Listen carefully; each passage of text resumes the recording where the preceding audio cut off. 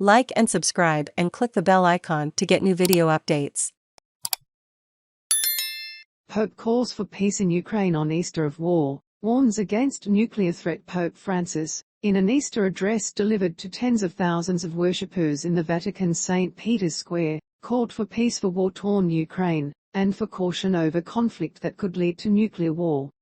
Under the bright sun before a crowd reveling in a return to tradition after previous year's pandemic-related restrictions, the Pope called Sunday's holiday an Easter of war. "We have seen all too much blood, all too much violence," he said. "Our hearts, too, have been filled with fear and anguish, as so many of our brothers and sisters have had to lock themselves away to be safe from bombing.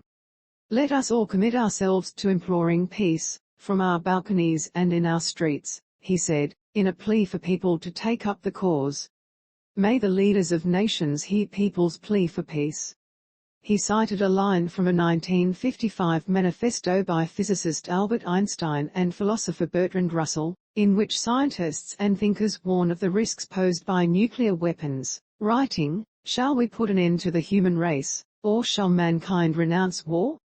The Easter message capped a weekend of religious events for Catholics.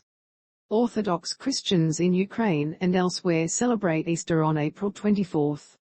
3 Ukrainian lawmakers and the mayor of Melitopol, Ivan Fedorov, who was reportedly abducted by Russian forces and released in a prisoner swap, attended the Pope's Easter vigil service on Saturday, where he addressed them directly. "In this darkness that you are living, Mr. Mayor, parliamentarians, the thick darkness of war, of cruelty, we are all praying with you and for you this night," he said. The Pope's Good Friday sermon at the Colosseum in Rome called for a ceasefire between Russia and Ukraine, attracting criticism from Ukrainian faith leaders who disliked that Ukrainians and Russians carried a cross together during the service. While the Pope has often talked raised support for Ukraine since the start of the war, he has so far avoided naming Russia as the aggressor, or calling what is happening in Ukraine an invasion.